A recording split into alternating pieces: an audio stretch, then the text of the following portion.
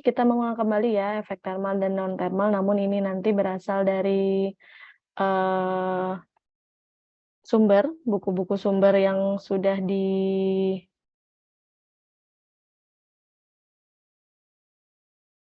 buku-buku sumber yang telah kita bentar, buku-buku sumber yang telah kita ataupun buku referensi. Ini berasal dari buku referensi, maksudnya seperti itu. Jadi teman-teman apabila ya teman-teman ingin membaca ataupun ingin mengetahui secara rinci tentang apa saja yang ditulis, maksudnya apa dan lain sebagainya, silakan membuka buku-buku referensi yang telah ada di Mahispada. Jadi di sini kita masih membahas tentang efek thermal dan non thermal, karena ini merupakan ini merupakan bahasan yang akan sering diulang-ulang. Jadi, kalau misalnya ini efek apa yang kita inginkan, kalau misalnya ini efek apa yang kita inginkan. Non thermal itu thermal, panas, ya, atau ingatnya termometer atau apa gitu, berarti kan dia menghasilkan efek thermal atau efek panas. Apa saja yang dihasilkan, di minggu kemarin sudah ada beberapa, sehingga ini menambahkan dan memperkuat lagi, dan juga ada muncul efek non thermal atau efek yang tidak panas, ataupun efeknya tersebut bukan hanya efek non thermal itu tidak akan menjadikan vasodilatasi pembuluh darah, peningkatan suhu dan lain sebagainya. Tapi apa? Nah, ada di sini nanti. Jadi, yang harus diperhatikan pada saat kita melakukan treatment dengan menggunakan diatermi dan mengapa. Jadi yang pertama, me-remove atau menghilangkan kontak ketika melakukan SWD di daerah kepala, kemudian wajah dan juga mata. Jadi jangan sampai misalnya langsung si SWD atau MWD tersebut diarahkan ke mata misalnya gitu, atau diarahkan ke wajah, kecuali memang kalau dulu sih saya belum tahu untuk yang update-nya, kalau dulu masih ada tentang yang sinus. Jadi di sinus itu masih ada merupakan indikasi penggunaan SWD. Tapi juga bukan sebenarnya yang tepat itu bukan menggunakan elektroda yang besar seperti itu, karena otomatis nanti daerah-daerah lain juga akan terkena efeknya kan gitu. Sebenarnya kalau misalnya itu ada yang kecil-kecil seperti itu diletakkan di bagian hidung. Nah, itu juga apa namanya, perlu suatu ilmu yang update gitu. Jadi apakah memang itu bisa digunakan serta-merta, atau maksudnya serta-merta itu langsung saja, ataupun itu harus menggunakan elektroda yang lebih kecil, kemudian dan lain sebagainya. Karena kan kalau di wajah dia pasti ada mata yang penuh dengan cairan, kemudian juga wajah, kemudian dan daerah-daerah lain yang paling pasti sih mata ya. Ya kalau misalnya panas tersebut sampai ke mata kan otomatis kan itu akan membahayakan gitu. Nih, jadi karena si gelombang elektromagnetik itu dapat menyebabkan matanya itu kering. Jadi yang seharusnya mata ini selalu basah, kita kan fungsi dari berkedip itu kan membasahi di bagian lensanya ini, sehingga kalau misalnya terkena otomatis dia cepat kering, nanti matanya iritasi, kemudian merah, panas, dan lain sebagainya. Nah, itu yang dikhawatirkan. Kemudian bagian kulit yang terekspos ataupun yang terkena treatment itu harus di-cover dengan setidaknya 0,5 inci towel, handuk. Nah, jadi moisture will collect on the surface of the skin, which will need to be absorbed to prevent burning. Nah, jadi selain untuk apa namanya, untuk absorpsi keringat, tapi ini juga dia bisa untuk memprevent burning, jadi luka bakar. Jadi selain untuk menghindari dari penumpukan keringat sehingga gelombang elektromagnetiknya tidak dapat masuk ke dalam jaringan, maka di sini juga bisa untuk menghindari terjadinya luka bakar di jaringan yang terkena. Kemudian don't allow perspiration to collect in the treatment field. Perspiration ini apa ya bahasa lainnya ya? Sambil dicari perspiration itu apa? Saya nggak tahu nih kata-katanya. Sampai nanti dicari ya dan diartikan itu apa perspiration. Ini kita ngejar waktu dulu. Thick adipose tissue in the treatment area. Tissue adipose to overheating. Kemudian it's difficult to hit only localized area. Jadi di sini merupakan ada beberapa istilah. Jadi silakan nanti apa namanya dibaca kemudian diartikan pada saat ini, pada saat belajar nanti apa saja. Jadi perspiration tadi kalau saya cari satu-satu nanti kelamaan. Kemudian jaringan adiposa itu di treatment area. Dia kalau misalnya di bagian itu dia akan overheating, akan terlalu panas. Kemudian ini sangat sulit untuk meningkatkan suhunya tersebut apabila tujuannya hanya meningkatkan jaringan lokal. Jadi karena dia namanya bisa sampai ke meningkatkan suhu tubuh secara keseluruhan, jadi itu sulit. Jadi dia panasnya itu menyebar, kurang lebih seperti itu. Never allow the skin to come into direct contact with the heating unit or cables. Nah, jadi kalau misalnya ada kabel diamankan, jangan sampai cross the body, jangan sampai direct contact ke kulit dan lain sebagainya. If the cable method is used, don't allow the cable to touch each other. Nah, jadi kan ada yang kumparan ya, yang saya jelaskan kemarin bahwa misalnya ini jaringan yang dituju, kemudian harus kita tutup dengan menggunakan kabel, kemudian ini kabelnya dililitkan. Nah, ini namanya metode kumparan, tapi ini sebenarnya metode jadul. Jadi sekarang sih tidak ada yang menggunakan ini karena mungkin mudaratnya lebih banyak daripada manfaatnya. Jadi jadi kalau misalnya kayak gini aja kan kemudian ada sesuatu kabelnya kah yang bolong, rusak dan lain sebagainya, sehingga kalau misalnya terkena satu sama lain kemungkinan untuk terjadinya konslet, kemudian listrik kesetrum dan lain sebagainya itu tinggi, sehingga kita harus memperhatikan pada saat melakukan metode ini itu adalah memastikan antar kabel itu tidak saling singgung menyinggung, tidak saling terkena satu sama lain, tidak saling tindih menindihi dan lain sebagainya, sehingga harus diperhatikan. Siapa tahu nanti ada sesuatu hal yang tidak diinginkan.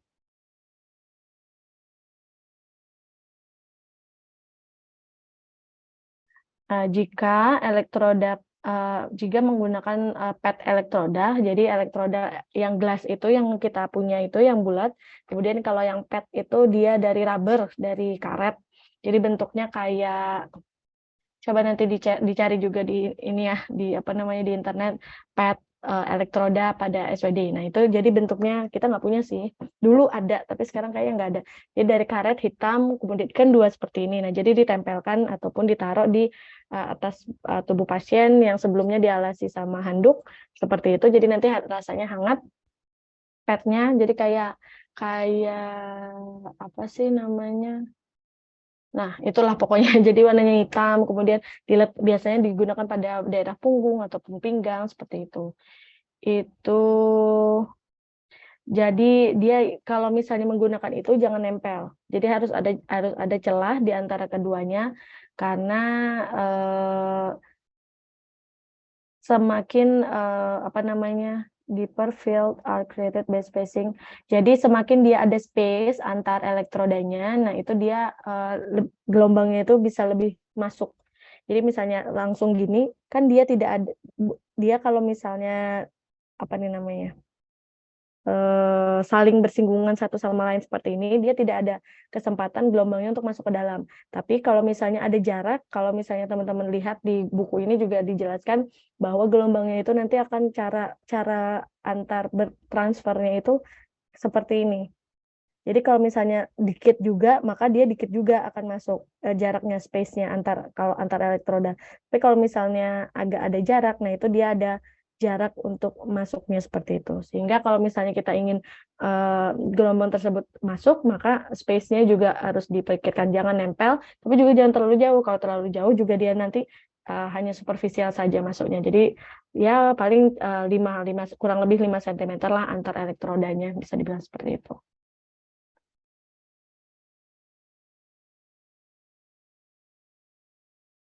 Nih, overheating of the patient's tissue may cause tissue damage without any immediate signs. Nah, jadi kalau misalnya si pasien itu merasa kepanasan ataupun nanti ada terjadi sesuatu dengan jaringannya, itu tidak langsung tanda-tandanya. Jadi bisa sampai rumah nanti ini banyak sekali ininya. Bisa sampai rumah baru berasa merahnya atau baru berasa perihnya. Kok perih ya? Ternyata sampai dibawa mandi malamnya itu mulai sakit, besoknya ada luka bakar atau melepuh di jaringannya. Nah, itu bisa. Jadi diatermi itu bekerjanya dari dalam keluar. Jadi tanda overheating itu dari dalam. Jadi makanya saya bilang kalau di luarnya itu masih hangat, itu jaringan di dalam tubuhnya itu dia juga semakin sebenarnya lebih panas seperti itu.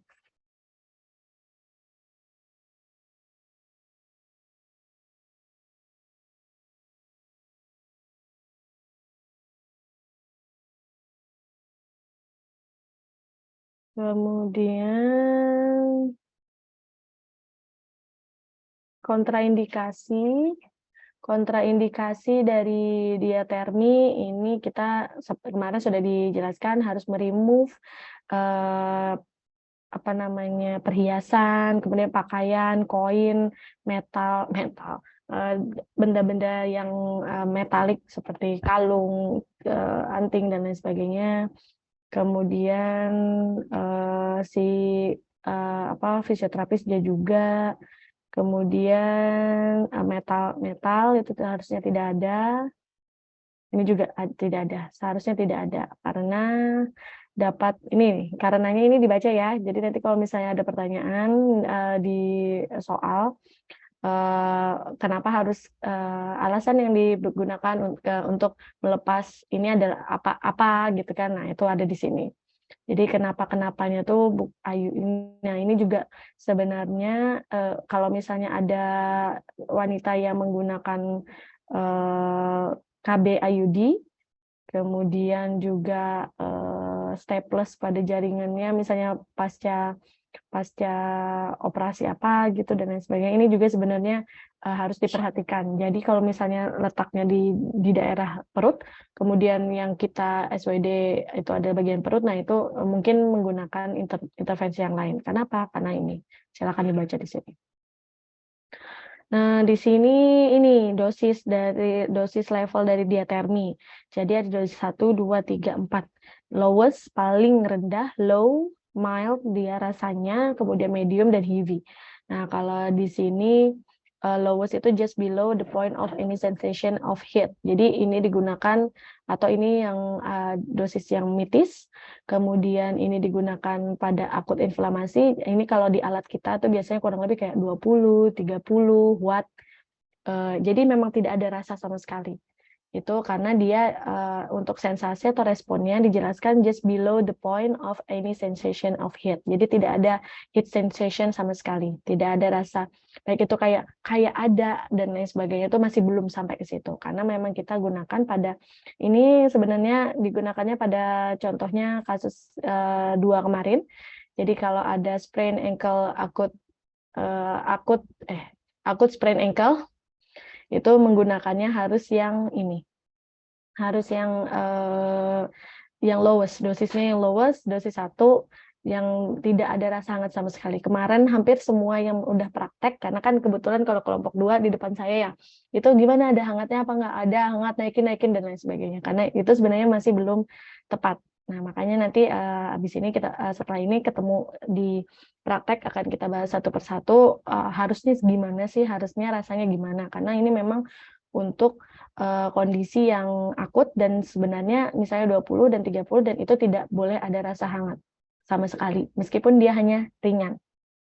Kemudian kalau misalnya kita dosis 2, levelnya low, kemudian sensasinya mild heating sensation, ini sudah ada dikit aja gitu kan, subakut inflamasi. Jadi tidak semua penggunaan SWD harus ada hangatnya.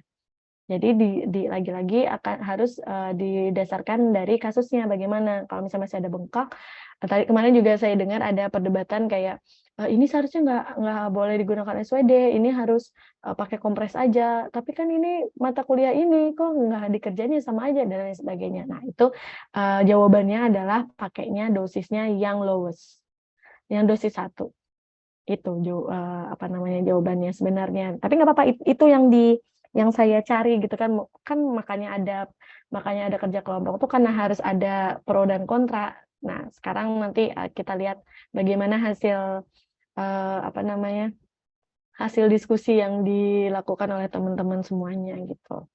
Kemudian mild heating sensation untuk yang dosis 2 dia levelnya low. Kemudian yang medium moderate heating resolving inflammatory process.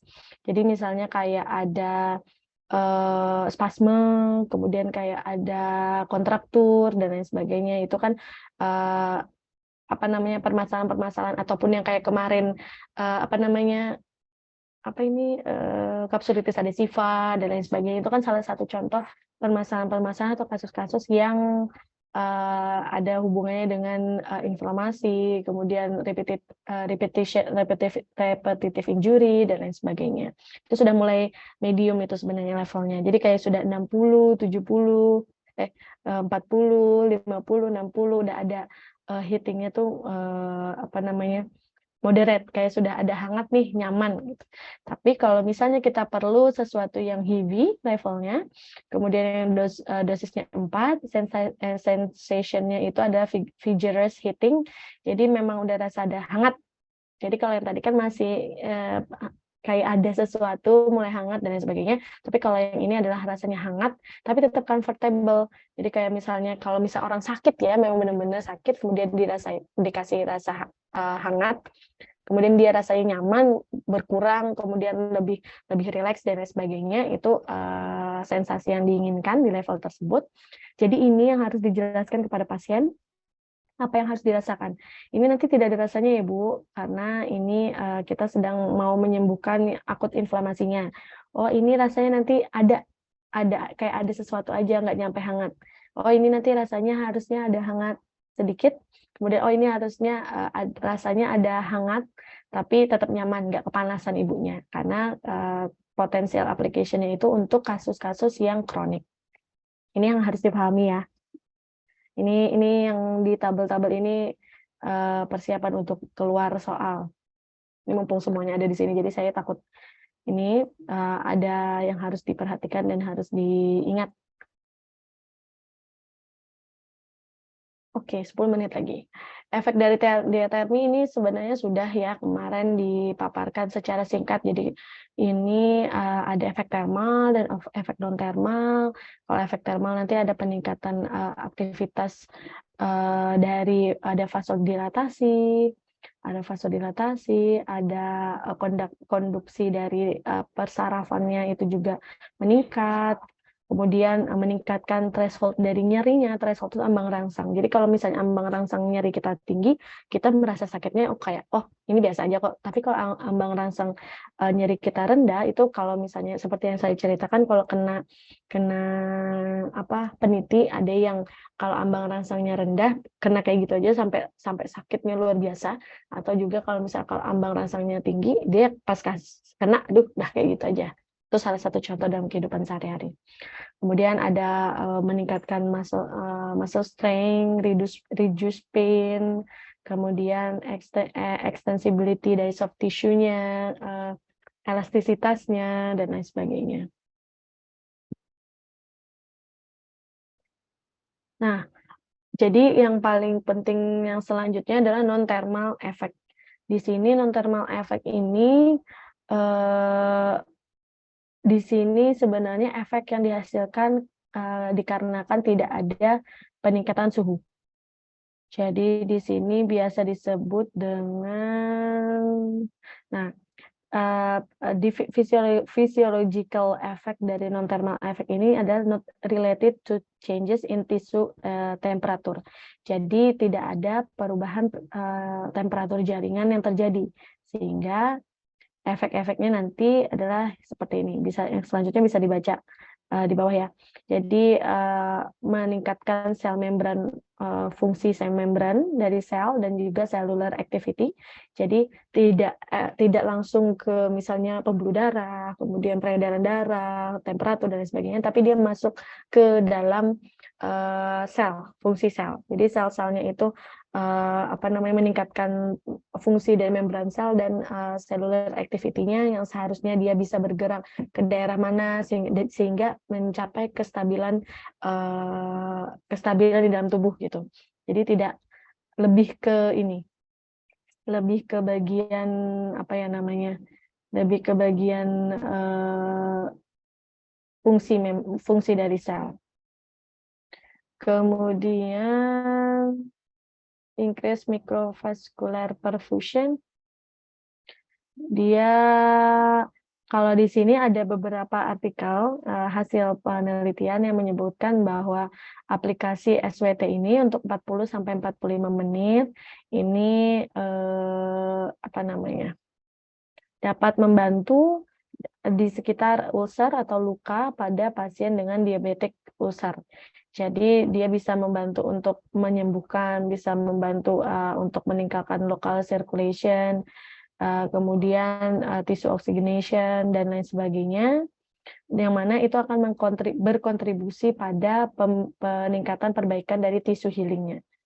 Nah, jadi pada pasien di sini bisa pada pasien diabetik ulcer yang memiliki luka terbuka ataupun luka yang ini digunakan SWT itu boleh dan bisa, namun efek yang harus diberikan adalah non-thermal effect, yang mana artinya tadi kalau kita balik lagi ke sini berarti dia harus yang di bagian ini, lowest dosis 1. Jadi tidak ada hangat sama sekali. Jadi tidak sampai merasakan hangat. Kalau misalnya di dosis 1 dia efek non-thermal yang dihasilkan, maka dia dapat digunakan pada pasien dengan diabetic ulcer, kemudian juga bisa digunakan tujuannya untuk mengakselerasi tissue healing atau meningkatkan perbaikan dari healing jaringan, seperti itu. Indikasi klinisnya thermal level itu untuk pain control. Jadi kalau misalnya ada keluhan nyeri, kita gunakan ini tujuannya untuk mengontrol pain atau kalau misalnya ada sumbernya, kita memperbaiki sumbernya. Namun kalau misalnya ini masalahnya adalah LBP dikarenakan HNP gitu kan. Kalau hanya dengan SWT, MWD kan sebenarnya kita tidak bisa menyembuhkan sumbernya. Sehingga kita bisa mengontrol nyerinya, sehingga bisa melakukan aktivitas yang lain dan lain sebagainya. Itu tujuannya dari pain control, bukan untuk menghilangkan nyeri. Kalau menghilangkan nyeri, sumbernya dari jaringan tersebut, kalau misalnya ada spasme, kemudian LBP mialgia dan lain sebagainya, itu kita bisa memperbaiki di di jaringannya langsung. Namun kalau misalnya permasalahan tersebut dikarenakan adanya masalah di tulangnya atau struktur yang lain, contohnya HNP, misalnya kita kan harus membereskan HNP-nya dulu baru nanti pain-nya hilang. Tapi kalau misalnya seperti itu, penggunaan SWT, MWD masih tetap bisa dilakukan, tapi tujuannya untuk pain control atau mengontrol nyeri.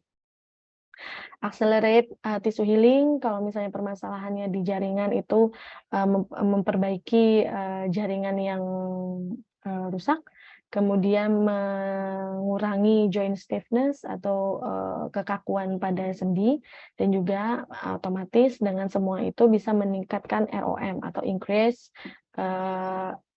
ROM. Kemudian yang dinamakan dengan pulse SWT atau intermittent ataupun yang nanti pulse SWT itu rata-rata kurang lebih 48 watt, yang mana dia frekuensinya adalah yang intermittent.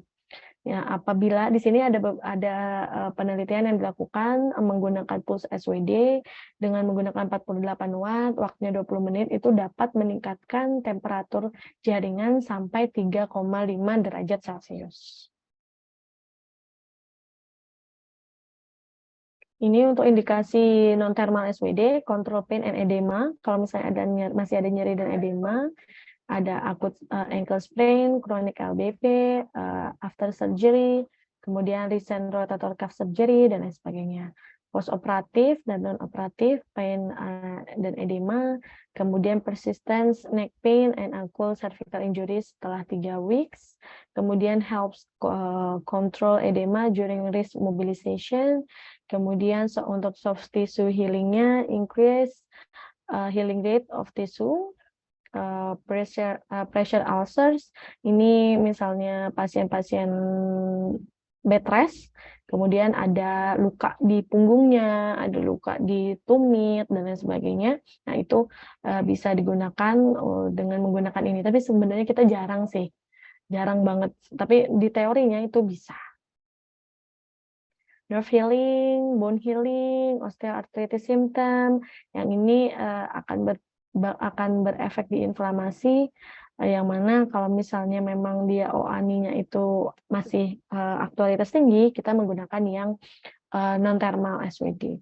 Kemudian kalau misalnya pun sampai dia udah kronis dan aktualitasnya rendah, mungkin ada indikasi menggunakan yang level 3 seperti itu.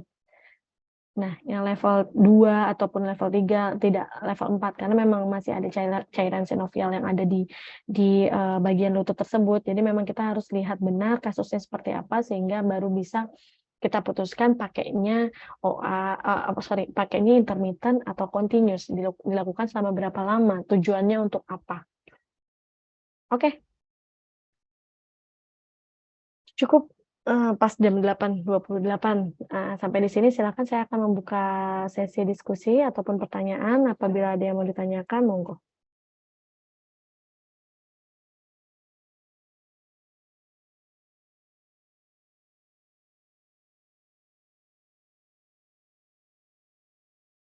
Tidak ada yang mau ditanyakan? Oke deh, kalau tidak ada nanti kita silakan bertemu di kelas-kelas praktek selanjutnya. Kalau misalnya ada ditanyakan, silakan ditanyakan, nanti disesuaikan dengan kasus juga. Nanti kita ada diskusi lebih di kelas praktek. Baik, saya akhiri. Terima kasih banyak atas partisipasinya. Terima kasih teman-teman sudah